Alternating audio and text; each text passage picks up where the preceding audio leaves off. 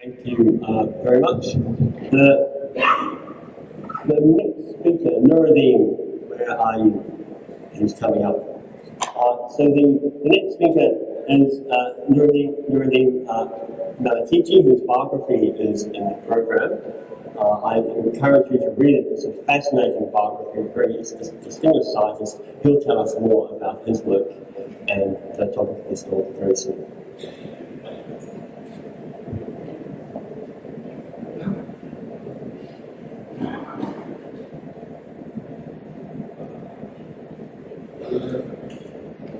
Good afternoon, and I would like to start by thanking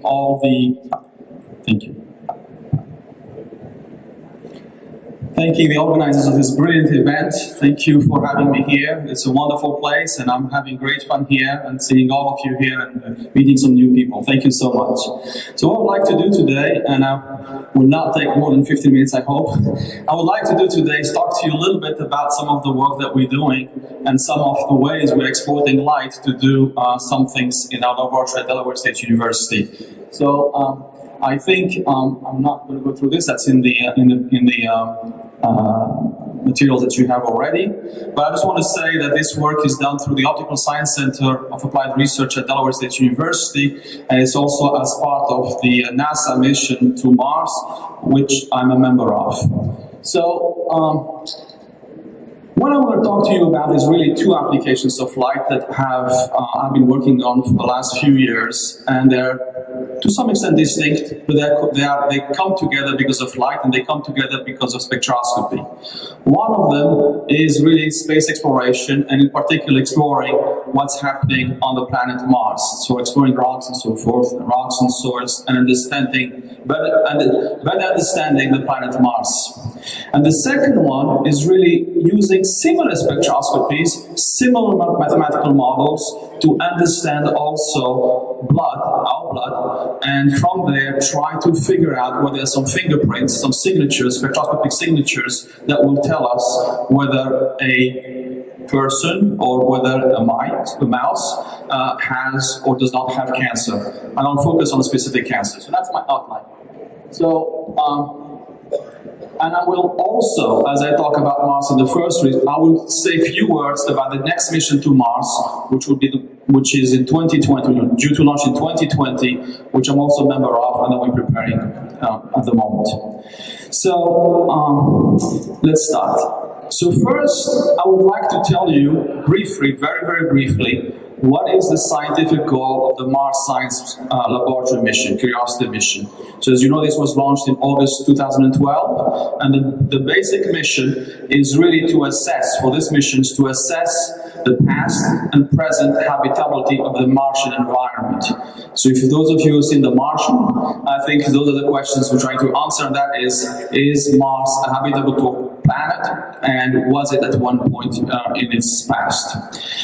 So the distinction between assessing the habitability probability of the planet, it differs from searching for life itself. So we're not searching for life per se, but we are looking at other things. But in particular, if one looks about habitability of a planet, at least as we understand it from the scientific knowledge that we have today on our own planet, there are a few things that need to take place. Number one, water plays a key role. So we're going to search for water. We're searching for water.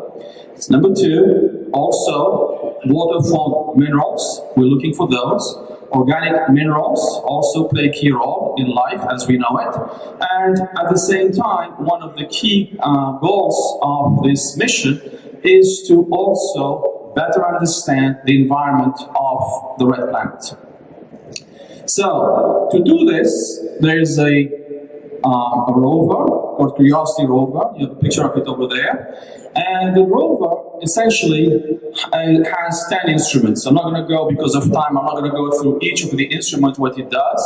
So what simply I would say is that it has remote capability, meaning we can actually send something remotely without bringing the rover close to the target that we might want to study.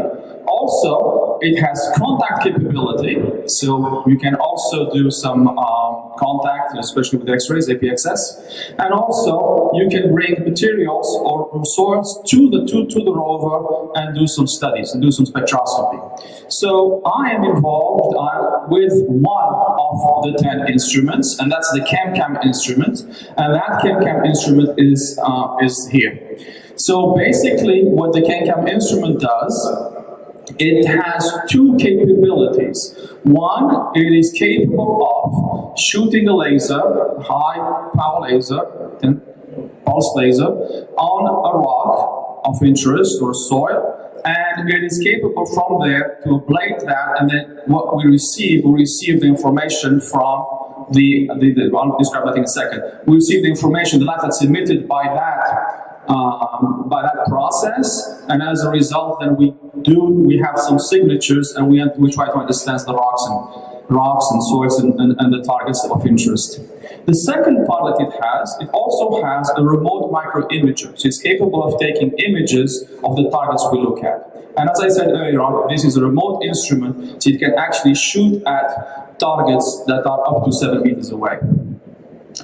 The objective of this is to do quickly, rapid rock classification, because it's very difficult to move the rover from point A to point B, even if you half a meter away or for just short distances. But with remote sensing, you can actually figure out first whether it's worth driving somewhere or not. So that's number one. The second thing, it is capable of doing quantitative spectroscopy.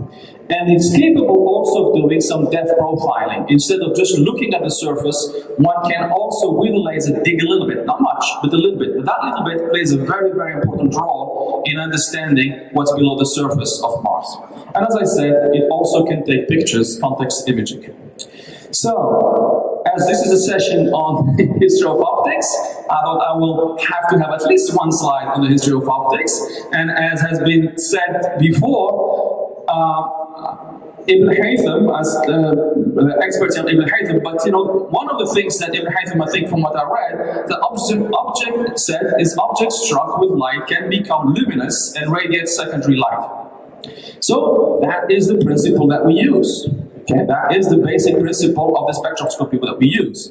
So essentially, just like you see on the right hand now in the picture, we create that plasma on Mars, and then which is, and as we know, we can, using spectrophotometers, see what the wavelengths are, the colors are, and from there, we get essentially the elemental composition of the target, both in terms of what it is, and also in terms of abundance of the quantification of the target also. And that, then we do know whether we have potassium, or silicium, or titanium, or whatever it might be.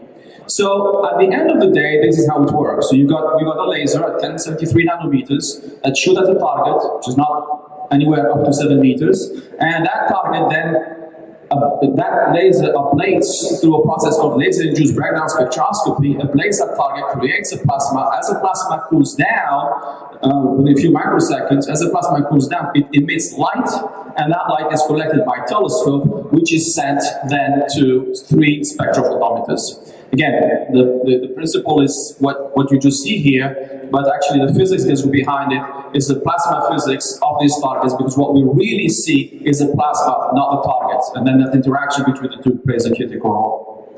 So, with that, also we get, as I said, context imaging. We can take an image. So the image you see right now in white and black is an image of the rock after it has been shot with a laser. In this case, it has 5 small holes. We dig 5 holes of about 300 microns, 400 microns each. So, doing this, what we've done, this is Sol 13, so this is one of the first spectra we received. You can actually see, this is a typical spectrum we get from Mars, but you can see, this is essentially the elements that are present on the target that we have looked at. And these targets are important, and this information is important because we understand the targets and we understand the chemistry of those targets as well. And what you see there in the insert is really a first shot. The first shot, because you can shoot with lasers as many times as you wish. We typically shoot about 30 laser pulses. The first one, number one, clears up the dust that's sitting typically somewhere. But that allows us to understand and study the dust itself. And in the first shot, you can see the presence of hydrogen, which has a very, very important role in trying to present the picture of a habitable planet Mars. Now, so the other thing that it can do with a laser or with light, which you cannot do with other technologies, is you could have fine pointing capability. On the left-hand side in black and white here, you have a rock where we saw some veins, and actually shooting with laser about 2 or 3 meters, 4 meters away from it, you can hit those veins and see what it is. On Earth, we see the same similar veins, but actually what it is, then you get the spectroscopy of those veins as well, and it turned out, I don't have time to show that, but it turned out that those veins are calcium sulfate veins, which are probably, and the story then comes from different angles, probably due to water flowing through those veins at one point in time. So, the other thing that we do in the Curiosity, there are some what we call calibration targets. Targets that we have there, that we prepare here on Earth, and that's sitting there. And we can shoot with a laser. There are 10 targets, and then when we use those targets to see whether the laser is working well and all those things. And recently, we've been able to actually recreate theoretically the spectrum that we can see on those targets, and now we can So we have a model that we believe works, and we can try to predict what targets, what the spectrum might look like from different targets might look like. Whether it's software. I'm not the geophysicist, but by giving them the rocks, we can now predict what the spectrum might look like. So, yeah, I have a bit of time. So if I do have, I think I will show you this. This gives us a picture of what Mars looks like today, what we think it looks like today. So, okay. Come here.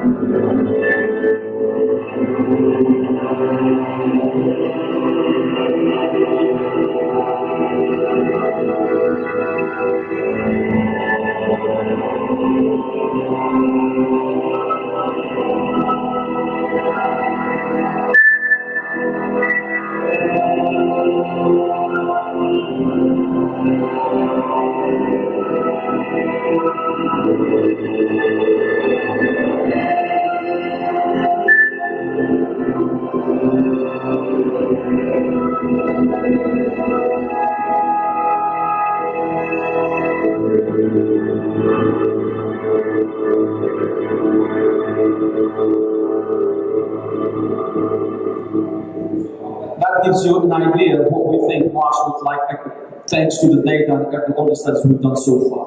So the next part, and I will be very, very brief, the next part of my talk is to share how we do essentially similar spectroscopies, similar mathematical models to try to I'm going to skip the next SuperCam, which is the Mars 2020 mission, but to talk to you a little bit how we use light to fight cancer. And in particular, we are focused on epithelial ovarian cancer because it is a cancer that has no clinical symptom, clear clinical symptom, and it kills about 26,000 women a year in the United States only. And because it doesn't have any symptoms, it's pretty hard. So that typically what you have is detected at a late stage. The good news is if it is for one reason or another detected early, in 95% of the cases, it can be 90 to 95% of the cases, it can be cured relatively simply. So what we have done is we have actually done two studies. The first study is to take from the cancer center, the Fox Chase Cancer Center, some mice that they have engineered, two types of mice, wild type and some mice that they know will develop ovarian cancer over time. In fact, they know that within 5 weeks they will develop ovarian cancer. So then we take the blood from these mice, both of them, so they're controlled at the cancer center in Philadelphia, in Fox Chase, and they do know that the wild type will do it. But we do some blind tests by actually taking those blood samples and then classifying the spectra that we get. We do various types of spectroscopy. At the end of the day, what we've been able to do, we've been able to recently to classify with about 80 to 90% accuracy those samples, blind tests again, for when they are at 8 weeks old. When they are 6 weeks, so the classification varies. But when they're 8 weeks old, that is before the MRI or anything else shows that they do have cancer, we can see it relatively fast. We have done this also recently for prostate cancer, and we have been able to get similar results. This is with NIH lab. Next technology that we're developing is to tag. Then once we know that the blood sample may have cancer, may develop cancer, is to tag specific biomarkers, not just one, but many, with nanoparticles or microparticles. And then once they're done, then we go and do the spectroscopy on those. And that result also has been published, and what we have shown there is that actually we can detect multiple biomarkers at detection limits that are really, really small and much smaller than the current technologies have. So I don't have time to describe all the details, but it is this graph here shows you this is CA125, which is cancer antigen 125 for ovarian cancer, that's typically used, and we can detect it at 2 orders of magnitude lower than what the current technologies are. I'd like to finish by thanking all the people who work with me. There's so many, it's about a few here. I'd like to thank the ChemCap team, Roger Vince, the leader of the team, the SuperCap team, and everybody else who works with me. And thank you so much for your attention.